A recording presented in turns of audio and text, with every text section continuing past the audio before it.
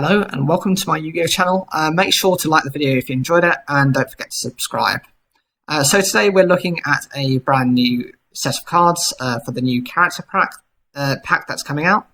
And these are to support the Yu-Gi-Oh! 7's anime or Yu-Gi-Oh! Brush Duels if you prefer. The first card is Forbidding Warrior. It's a level 4 Dark Warrior effect monster with 1200 attack and 0 defense. Its requirement is to return one monster with 0 attack from your graveyard to your deck. And the effect is to choose one face-up monster. It must be a warrior type on your field. This turn, when that monster declares an attack, your opponent cannot activate trap cards.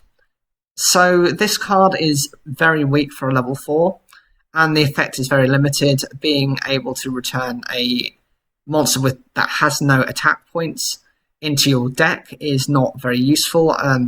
Many of the cards here have very weak effects, and 0 attack monsters have no inclination to run them. It is good to be able to prevent your opponent from activating trap cards, but that's only when that monster attacks. It should be for your battle phase for the entire turn if you want to make it at least a little bit decent. So I don't see that being a favourable card, unfortunately. The next card is the Rabbit of Month, the Moonlit Tears. It's a level 1 beast level light attribute with 0 attack and 1400 defense. And it just says here, the passing times, ordinary days, those were the days.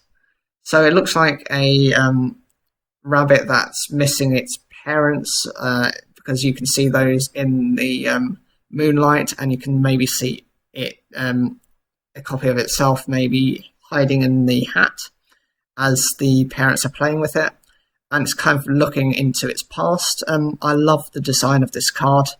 I just wish they'd actually done something with it, given it an effect, given it something. As a normal monster, I just don't see it being viable. Of course, it doesn't even work with, well, it works with the above card, so I think that's the whole intended purpose of it, but it's just generally a weak card.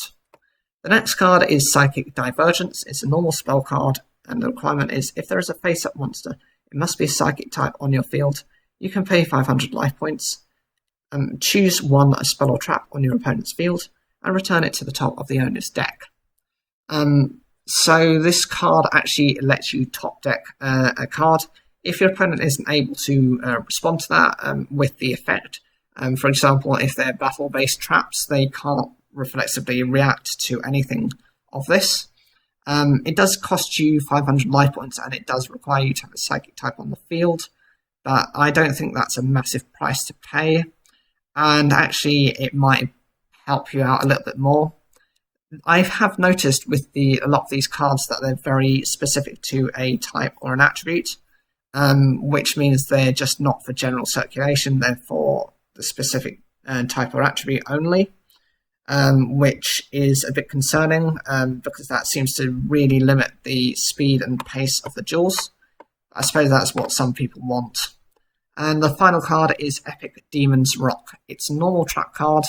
The requirement is when your opponent normal summons a monster, you need to send 2 monsters fiend type from your hand to the graveyard, and the effect is to destroy all face-up monsters that are level 8 or lower on both players' fields.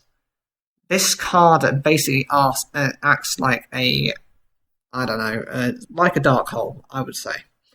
It mass board wipes everything, or I would say probably closer to a torrential tribute, because it has to react to when your opponent normal summons a monster. There are limitations to this card. Firstly, you need to send 2 fiend types from your hand to the graveyard, so you're losing 3 cards in the turn.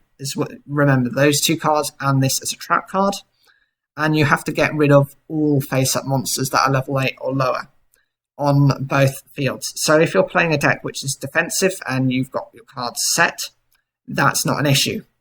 If your opponent has a lot of set cards, that is an issue, because that means that there's nothing you can really do. You might get rid of that one normal summon monster, and that'll be it. Saying that though, I don't think there are any monsters currently in the game that are higher than level 8, which means you're getting rid of everything. Even the strongest card, I think, which is a legend card, that's run at the moment is the Blue Eyes White Dragon, which is a level 8 in itself.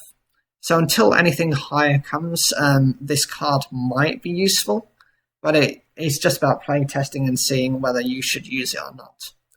So what do you think of these cards? Are these anything there that you'd actually use? Personally, my favourite is that Psychic Divergence. I'll just scroll up to it because it actually has some utility. The rest of the cards I kind of see as trash. Whatever you think, leave those comments down below. Like the video if you enjoyed it, and don't forget to subscribe.